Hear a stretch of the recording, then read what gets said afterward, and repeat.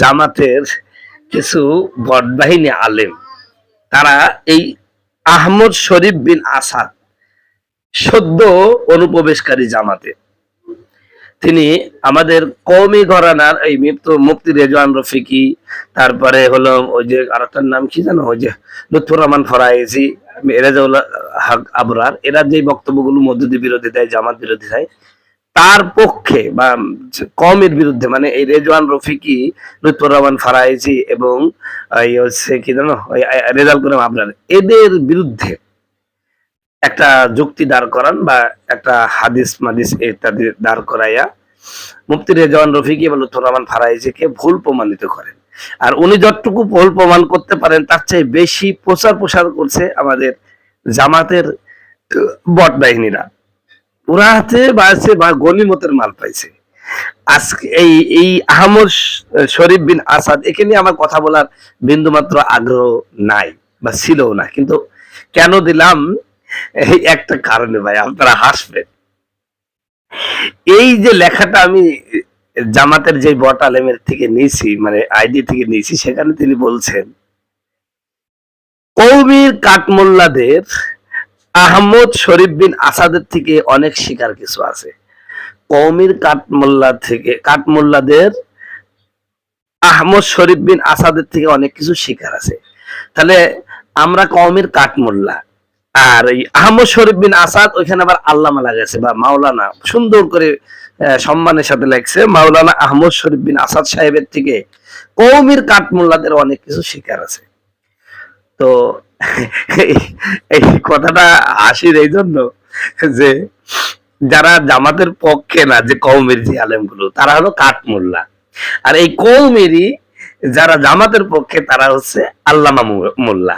তার মানে আপনি জামাতের পক্ষে থাকলে আল্লামা, আর জামাতের বিরুদ্ধে থাকলে কাঠমোল্লা।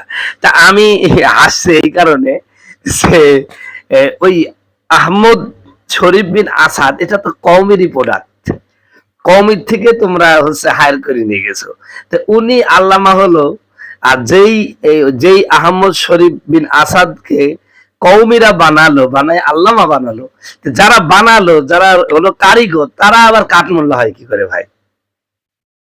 এটা এর জন্য আমি আসতেছি আর কি, মানে মানে জোশের ঠেলায় হুশ নাই, লুঙ্গি খুলি মাথায় ভাঙি ফেলেছে, এটা টের পায় নাই আর কি। তো এই আহমদ শরীফ বিন আসাদকে নিয়ে দেখলাম বিশেষ করে বট আলেম আবুল কালাম আজাদ বাশার হুজুর, ফখরুদ্দিন, এইরকম কিছু বট আলেমরা দেখছি খুব মাথায় তুলেছে, তাকে বইও উপহার দিচ্ছে, মাঝে মাঝে ডাইকে নিয়ে যাচ্ছে, এবং তার বক্তব্যগুলোকে খুব ভাবে তারা ভাইরাল করে দিচ্ছে। আর এই ভাইরালের লোভেই আমাদের কওমি আলেমদেররা ধাকে ধাকে ওদিকে যাচ্ছে। এই যে আমি যে বক্তব্যগুলো দিচ্ছি, এটা যদি মূলত আমি জামাত ভিত্তিক দিতাম, তাহলে আমার বক্তব্যগুলো হয়তো বা, আমার ইউটিউব চ্যানেল আজকে 3-4 মাস আমি কাজ করছি, মাত্র 4200 সাবস্ক্রাইবার হচ্ছে। তবে আমি যদি এই আহমদ শরীফ বিন আসাদের মতন কথা বলতাম, হয়তো বা আমি এতদিনে লাখখানেক সাবস্ক্রাইবারের মালিক হতাম। এটা আমার জন্য বড় দুর্ভাগ্য।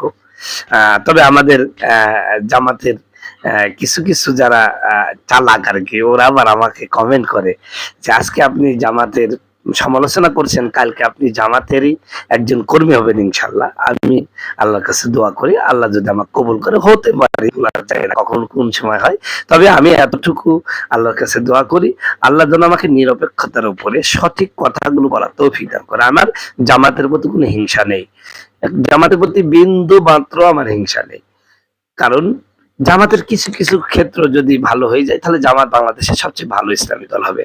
1 নাম্বার হচ্ছে তারা আমলের প্রতি উদ্বুদ্ধ হবে, 2 নাম্বার হচ্ছে এই ইসলামের নামে প্রতারণা যেন না করে। এই যে আপনারা বলছেন ইসলাম ক্ষমতায় আসলে, আমরা ক্ষমতায় আসলে নারীদেরকে আমরা যেভাবে ইচ্ছা সেভাবে ঘুরতে দেব, কেন ভাই? ইসলামে তো নারীদের একটা ড্রেস কোড আছে, আপনি সেইটা প্রতি গুরুত্ব দিবেন না, আবার ইসলামী দল দাবি করবেন, এটা সময় একমত না। 2 নাম্বার কথা হচ্ছে, যেই মদুদি তো আমার বাংলাদেশের কেউ না, আমরা তাকে নিয়ে কেন এত মাতামাতি করব?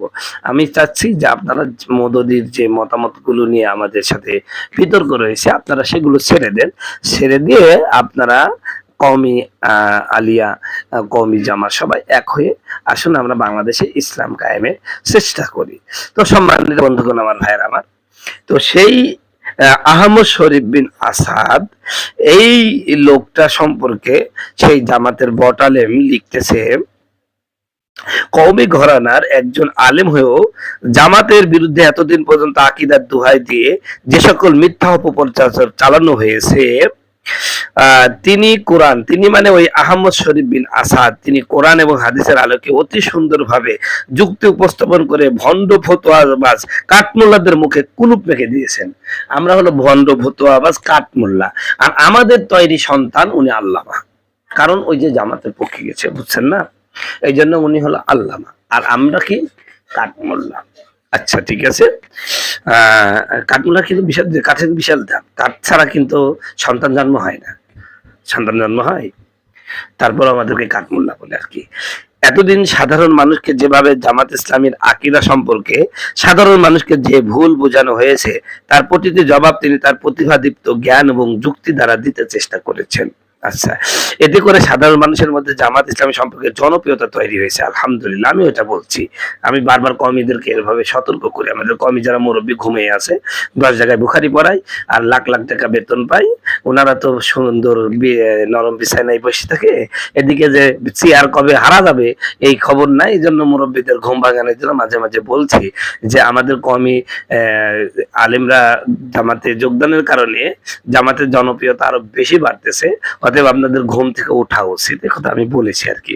তো যাই হোক, সে কথাই আমাদের এই বট আলেম, জামাতের এই বট ভাই বলেছেন, এতে করে সাধারণ মানুষের মধ্যে জামাত ইসলামী সম্পর্কে জনপ্রিয়তা তৈরি হয়েছে, আলহামদুলিল্লাহ।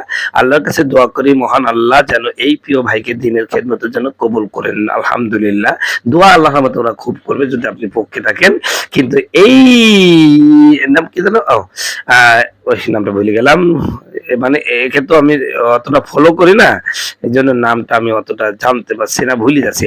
আহমদ শরীফ বিন আসাদ এই লোকটাই যখন আবার আবার কোন সময় যদি কোনো এক সময় যদি পোল্ট্রি মারে, অর্থাৎ কওমিতে ফিরে আসে, ইনাকে কিন্তু আবার কাঠমোল্লাই বলবে। তার মানে কাঠমোল্লা বা আল্লামা হওয়ার মানদণ্ড হলো আপনি জামাত করা অথবা না করা।